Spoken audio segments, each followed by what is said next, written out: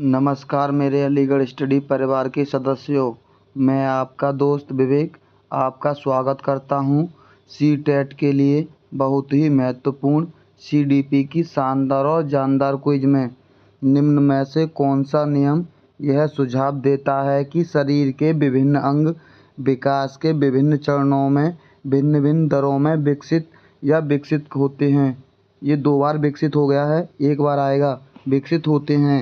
Option है विकास एक आयामी होता है, दूसरा है विकास एक दिशीय होता है, तीसरा है विकास एक सतत प्रक्रिया है, चौथा है विकास की दिशा अधोमुखी एवं शीर्षगामी है। आपका जवाब क्या होगा?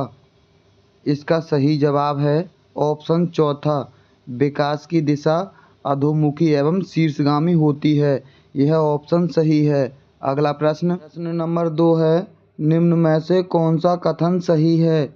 ऑप्शन है बच्चों का विकास एक सामाजिक सांस्कृतिक परिप्रेक्ष्य में होता है, दूसरा है बचपन वह अवधि है जिसे 100 भिन्न अवस्थाओं में बांटा जा सकता है, तीसरा है बच्चों की सोच सामाजिक अंतःक्रिया से प्रभावित नहीं होती है, चौथा है बच्चों का विकास केवल आनुवंशिकता पर आधारित है।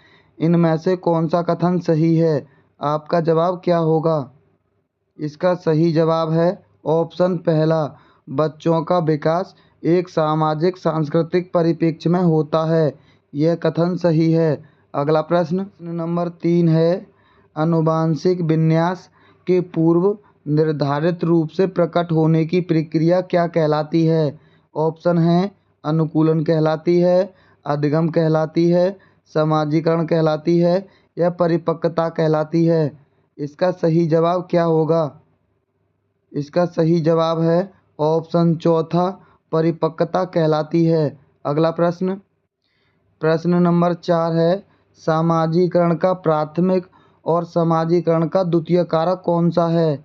ऑप्शन है परिवार और विद्यालय, मीडिया और परिवार, विद्यालय और मीडिया, मीडिया और पास पड़ोस। इसका सही जवाब क्या होगा? इसका सही जवाब है ऑप्शन पहला, परिवार समाजीकरण की प्राथमिक और विद्यालय समाजीकरण की द्वितीयक एजेंसी यानी कारक हैं। अगला प्रश्न नंबर 5 है, लॉरेंस कोहलबर्ग के अनुसार 7-8 वर्षीय बच्चे में नैतिक निर्णय लेने का आधार क्या है? ऑप्शन है सामाजिक व्यवस्था बनाए रखना, सामाजिक अनुबंधन बनाए रखना, दंड और आज्ञा पालन, सार्वभौमिक नैतिक सिद्धांत।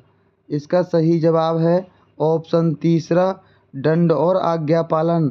अगला प्रश्न नंबर 6 है, जीन पियाजे के सिद्धांत में क्रमबद्धता के संदर्भ में प्रयोग हुआ है। ऑप्शन है वस्तुओं की किसी एक आयाम जैसे लंबाई पर आधारित क्रम देना, दूसरा है दूसरों का परिप्रेक्ष्य लेने की क्षमता, तीसरा है चिंतन का वर्णनात्मक रूप जैसा कहानी कथन में होता है, चौथा है स्थानों जैसे अपने विद्यालय का स्थानकीय मानचित्रण करने की क्षमता। इसका सही जवाब क्या होगा?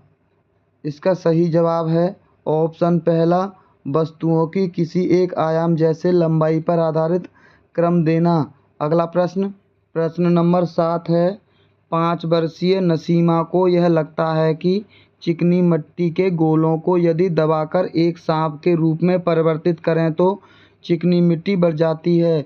जीन पियाजे के अनुसार उसकी इस सोच के पीछे कौन सा तर्क है? ऑप्शन है जीववाद का, केंद्रीयता का, परिकल्पित निगमनात्मक का, संक्रमण परिणाम निकालना का। इसका सही जवाब क्या होगा? इसका सही जवाब है ऑप्शन दूसरा, केंद्रीयता का स्वरूप है। अगला प्रश्न नंबर 8 है, लेव वाइगोत्स्की के संज्ञानात्मक विकास का सिद्धांत किस पर आधारित है?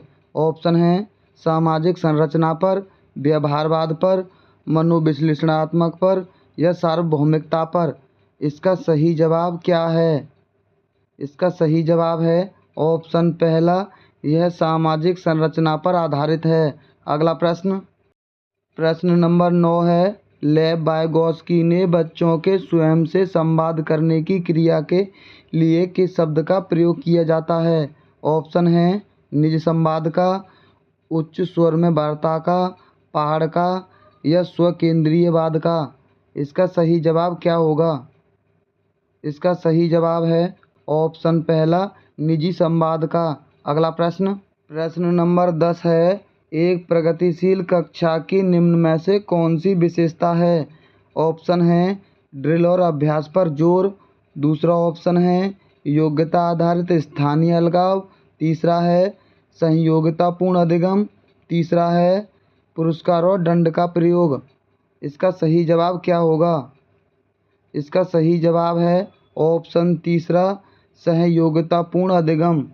अगर आपको ऐसी ही बिना टाइम वेस्ट की क्विज के साथ अच्छी प्रैक्टिस करनी है तो आप हमारे चैनल को सब्सक्राइब कर लीजिए, और जिन लोगों ने अभी तक वीडियो को लाइक नहीं किया है वो सबसे पहले हमारी वीडियो को लाइक कर लें। तो चलिए मिलते हैं बहुत जल्द अगली क्विज में।